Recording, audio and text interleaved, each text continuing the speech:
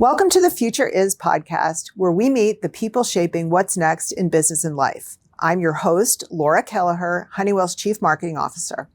In today's episode, it's all about the world of supply chains, what they look like today and what's coming next. And joining us is Torsten Pilz, Honeywell's Senior Vice President and Chief Supply Chain Officer, to share his expertise and insights.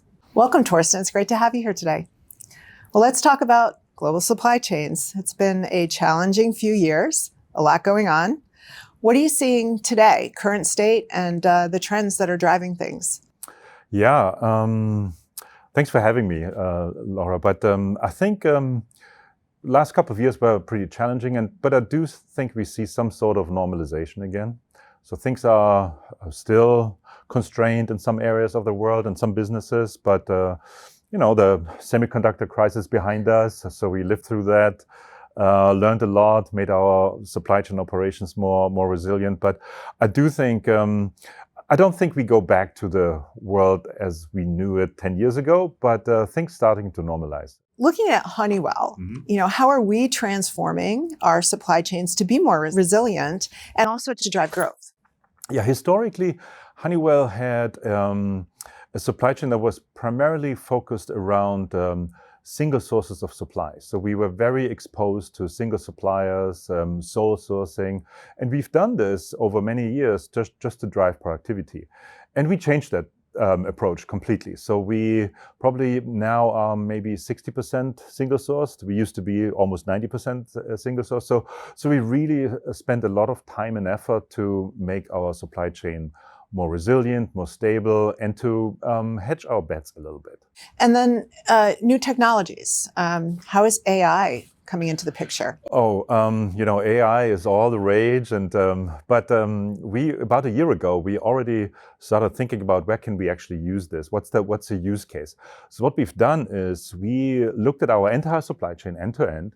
And we mapped it out, and we came up with probably 200 use cases, and it's a massive amount of use cases. So then we compared this to what are potential impacts. So where can we actually have benefit? How quickly could we deploy things like AI? And so we started in customer experience, actually. And we started with a customer experience, some sort of a co-pilot that helps an agent to find out order status, to find out what they need to know about a certain customer. And we started to deploy this in the summertime of last year, and we are fully deployed now. So that was the first use case. The second use case is where we help our technical support people to find the technical information when they have to solve a problem for a customer. And we did this at the same timeline. So I do think those are very, very encouraging examples and results. And for this year, we made a decision that every sub-function in supply chain, like procurement, planning, logistics, has 2 to 3 use cases they have to deploy AI to, because we feel it's the future. It's a new technology.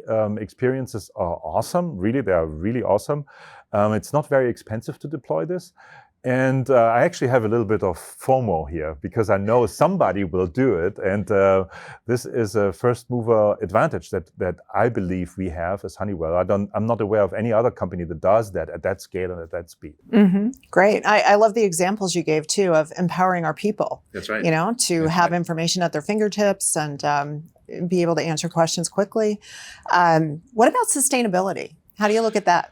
Yeah, I mean, that's another trend. And as you know, we have reorganized our entire company around megatrends, and energy transition is one of them. And we as a big operation, we have always thought about what are ways to more sustainably operate.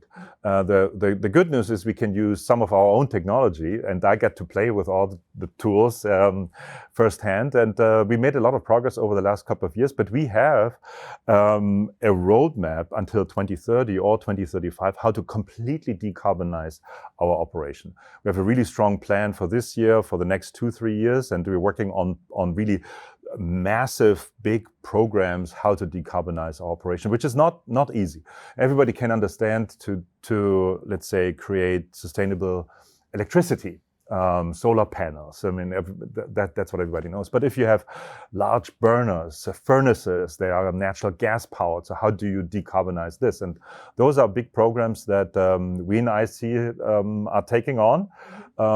We in the company have set aside a special capital budget for this to help decarbonize the company over the next couple of years. And we have to do this because, our customers want the same technology from us.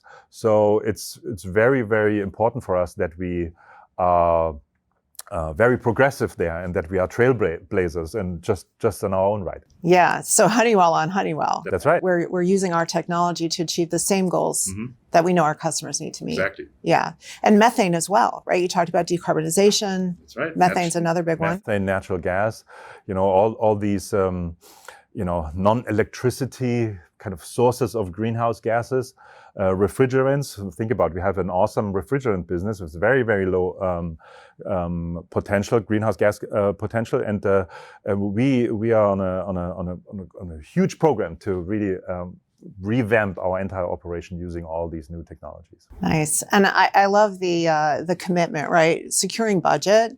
I mean, supply chain is it's a competitive advantage. And it's great that we're investing like this in supply chain excellence. That's Thank right. you. Yep. When you think about, sharing advice maybe with some other leaders out there who are trying to transform their supply chains, what do you want to tell them? Yeah, I mean, I talk to colleagues in other companies all the time, what they do and what we do. And there's one thing I believe, in particular when it comes to a digital transformation, I do think we are really a leading company out there. I'm not aware of any other large-scale industrial company that does it at that speed and at that scale. Well, that's the good news. The other good news is we also learned a lot, and others can probably benefit from this. And I get asked this question all the time. And you have to think about this as a multi-year endeavor. There's no such thing as just kind of quickly transform something. That's not how this works. It's not a real, incremental improvement. We're really talking a transformation. And the first step you want to take is, in particular, to simplify and harmonize your data infrastructure. Mm-hmm. And we've done this a couple of years ago, and we've building on this now for probably 2-3 years. Our employees know the term EDW, the Enterprise Data Warehouse, and that's a foundational building block to do this. Once you have this, then you can really go into what are transactions, what are decisions that you want to digitize and move forward with this. So my take always is, it takes a lot of hard work and it takes a lot of time, and you need a commitment for the entire organization needs to be committed to doing this. If you do this as the supply chain organization alone, that's not going to work. So the entire company has to be part of it and has to understand what the benefits are, why we're doing this, and that this is a long-term commitment. But once you are in this environment and everybody is bought in, it's actually a lot of fun because you see a lot of progress that's being made in a very short period of time. So, I mean, Honeywell's known for their innovation in autonomy, right? We talked a little bit about data. We talked some about AI. Right. Certainly, supply chain can benefit from autonomy. What about that? Well, look, supply chain fundamentally is simple because you just balance supply and demand, right? Yeah. But in reality, it's pretty complicated. Now, eventually, a supply chain will run autonomous because it's math. At the end of the day, it's just math. And it's very complicated math. And it's you have a lot of parameters and a lot of factors you have to take into account. But eventually, it will be solved as a math problem. And that's why it's so important for us to really think about how can we run a more autonomous operation. And we are already on a good trajectory to get there. And if you think about it, how we forecast things, we need to anticipate things. So those are all elements that play into an autonomous operation. And if you think about a plant, a factory, to run an automated production line is some sort of an autonomy. Now, if you stitch this all together into one big autonomous operation, this is where we're all headed. So I think about, the people out there maybe in school right now pursuing degrees in finance or supply chain or digital IT initiatives. What would you say to them? Talk about kind of the opportunities here, because it's pretty exciting. Yeah, I do think, if you are in this field already, the exciting piece is it's going to be one of the areas in your life where you will be part of something that hasn't been done before. I think that's pretty cool. The other thing is it has so many different aspects. You mentioned finance, but finance and supply chain is tied to the hip. It's, because you make decisions that impact the financials of a company all day long. But you have other aspects: logistics, planning, procurement.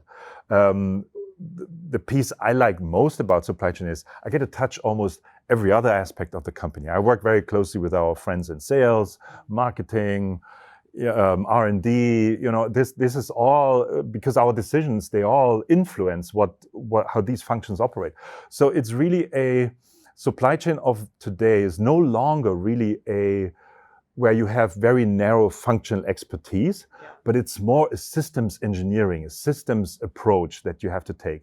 And I do think that's something that's unique, that's new, but this is what, in particular, younger employees and younger professionals actually like, that it's not so narrow, that they can do many different things, and the future is what they make of it. I love that, of course. You mentioned customer in what you just spoke about as well. And I think, thinking of supply chain as a growth driver. Right. Can you give us a little more about that? Well, look, the reason why we exist is because we act on behalf of a customer. The customer has a desire, a demand, they need something, want something, and we actually make it happen.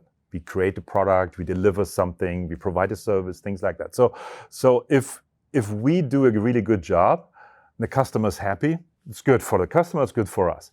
If we do a crappy job, the opposite happens. So that means it's an absolutely foundational capability of a company to have a very high-performing supply chain. If we don't, then a company cannot be successful. And there are a multitude of examples in the industrial world and retail where a supply chain is actually the enabler of successful business. And I do think the interest over the last couple of years that you've seen that many people now have in supply chain comes from the fact that they all of a sudden understood, if a supply chain doesn't really function really well, then something else is not working, and it impacts me as a customer. Many people were waiting for 12 months on a refrigerator, and the broader organization now understands how important this is. Absolutely. If the last 4 years have done anything, it's definitely highlighted that. Yeah. So we talked about the excitement of being in the supply chain, function at this kind of point in history. When you look back, you were a young kid. What did you want to be when you grew up? Is this what you intended, or was there something else? Well, my background is chemical engineering, so I actually never studied really supply chain. So I'm a chemical engineer, when I developed my career, I at some point got really interested in operations, and I felt this was something I really wanted to do because I got to touch a lot of different things. I have to do many things to do with people, so I found this really interesting, and this is how I got into this. And you couldn't even study really supply chain management at that time. We had probably 5 programs in the world, and now I have 5,000. But even before that, I actually wanted to become a brewmaster. A brewmaster. That's right. Okay. Yeah. Nice. So are you going to fulfill that dream at any point? Yes. Look, once you have a passion for something, it never leaves you. And the same happened to me. So I'm not a professional brewmaster, but I'm somehow an amateurish brewmaster. So I built a tiny little brewery in my garage, and so a couple of times a year there's brew day, and so then that's what happens. This is where the magic happens. Yes. I love it. Thank you so much for joining us today. No problem. Pleasure. Thank you. Thank you.